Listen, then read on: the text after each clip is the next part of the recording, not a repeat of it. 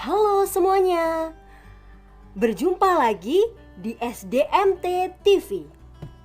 Di SDMT TV kali ini kita akan membahas tentang kondisi kependudukan.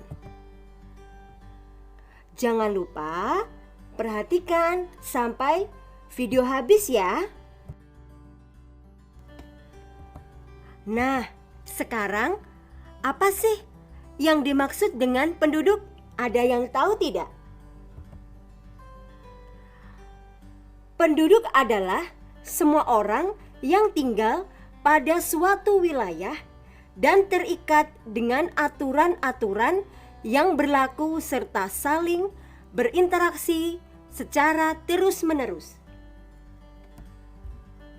Penduduk dapat pula diartikan sebagai orang yang tinggal mendiami suatu tempat. Jika membicarakan penduduk di Indonesia, berarti membahas tentang semua orang yang pada waktu sensus penduduk dilaksanakan.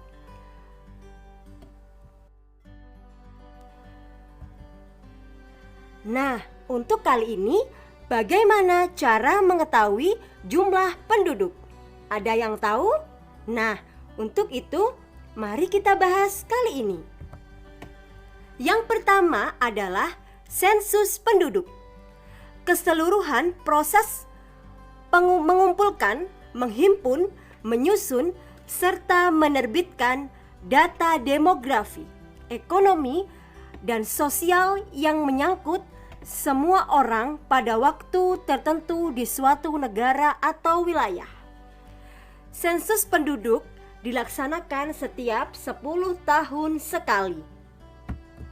Yang kedua adalah registrasi penduduk. Registrasi penduduk adalah kumpulan keterangan yang mencatat terjadinya peristiwa kelahiran, kematian, dan segala kejadian penting yang mengubah status sipil seseorang sejak lahir sampai mati. Kejadian-kejadian penting itu misalnya perkawinan, perceraian, dan perpindahan. Dalam registrasi dilakukan secara terus-menerus oleh badan yang berbeda-beda. Yang ketiga adalah survei penduduk. Pada dasarnya hampir sama dengan sensus penduduk. Bedanya kalau sensus penduduk mencacah seluruh penduduk, sedangkan survei penduduk hanya mencacah sebagian penduduk.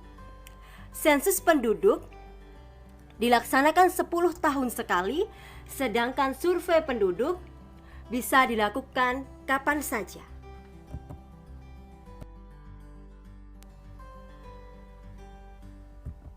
Nah, bagaimana cara menghitung kepadatan penduduk di suatu wilayah? Di sini saya akan memberikan contoh soal. Yang pertama, contohnya adalah di Provinsi Kalimantan Timur, jumlah penduduk yang tercatat pada tahun 2010 adalah 1.972.130 jiwa. Sedangkan luas wilayah Kalimantan Timur adalah 20.818,33 km persegi. Begini cara menghitungnya ya. Kepadatan penduduk Provinsi Kalimantan Timur, caranya 1.972.130 jiwa tadi dibagi luas wilayah Kalimantan Timur, yaitu 20.818,33 km persegi. Sama dengan hasilnya adalah 94,7 jiwa per kilometer persegi. Itu saya bulatkan menjadi 95 jiwa atau per kilometer persegi.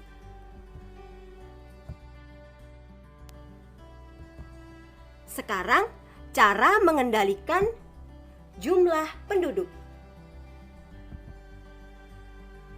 Yang pertama, menggalakkan program keluarga bencana, atau yang biasa disebut di masyarakat adalah program KB. Yang kedua, memberikan penyuluhan kepada masyarakat tentang permasalahan kependudukan. Yang ketiga, menyampaikan informasi, publikasi, iklan dan film dokumenter kependudukan lewat berbagai media seperti televisi, internet, poster, baliho, dan surat kabar tentang kependudukan. Melaksanakan pembangunan di daerah-daerah, terutama pembangunan desa tertinggal.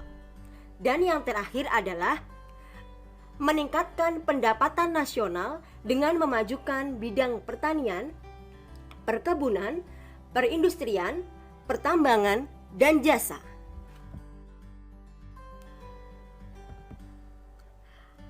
Apa saja sih faktor-faktor yang menyebabkan persebaran penduduk tidak merata? Ada yang tahu? Untuk itu, ayo kita bahas. Faktor lingkungan alam yang berhubungan dengan perubahan penduduk. Yang pertama adalah keadaan iklim. Di daerah tropis umumnya memiliki penduduk yang padat. Contohnya negara Indonesia, Brazil, dan India memiliki penduduk yang tergolong padat. Namun, di daerah iklim kutub seperti di sekitar kutub utara dan di pegunungan tinggi, penduduknya hampir tidak ada karena daerahnya terlalu dingin. Yang kedua, bentuk permukaan bumi. Di daerah yang datar dan luas biasanya memiliki penduduk yang padat. Di daerah pegunungan dan lereng curam umumnya memiliki penduduk sedikit karena umumnya penduduk mencari tempat yang dianggap mudah untuk tinggal dan beraktivitas. Yang ketiga adalah sumber daya alam. Di daerah yang kaya sumber daya alam akan lebih banyak didatangi orang. Sumber daya alam tersebut antara lain air, tanah yang subur, dan barang tambang. Contohnya di Kalimantan Timur dan Riau.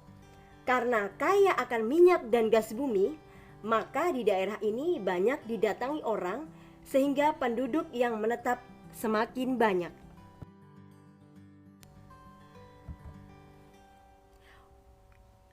Faktor lingkungan budaya yang mempengaruhi persebaran penduduk. Yang pertama adalah pusat pemerintahan. Daerah-daerah yang merupakan pusat pemerintahan banyak menarik penduduk dari daerah lain untuk menetap. Contohnya, Jakarta selalu didatangi warga baru yang datang untuk bekerja atau mencari pekerjaan. Kedatangan mereka seringkali disertai anggota keluarganya. Ini yang pertama. Yang kedua adalah kota besar. Kota-kota besar umumnya memiliki sarana yang lengkap, yang menarik orang untuk datang. Mereka bukan berasal dari daerah di sekitar kota saja, melainkan juga berasal dari daerah yang sangat jauh. Yang ketiga adalah daerah industri. Daerah industri akan menarik tenaga kerja untuk tinggal di sekitarnya. Daerah industri juga memberikan peluang bagi pengusaha lain untuk membuka usaha di dekat pusat industri. Daerah industri ini dan usaha-usaha lain di sekitarnya itu memerlukan banyak orang yang didatangkan dari tempat lain. Yang terakhir adalah cara mengatasi persebaran penduduk yang tidak merata. Yang pertama adalah transmigrasi. Apa sih itu transmigrasi? Transmigrasi adalah perpindahan penduduk dari daerah yang padat penduduknya ke daerah atau wilayah yang jarang penduduknya. Yang kedua adalah pemerataan pembangunan. Yang ketiga adalah mengembangkan industri kecil di perdesaan. Yang keempat adalah pelatihan dan keterampilan. Selamat belajar dan selalu jaga kesehatan. Sampai jumpa.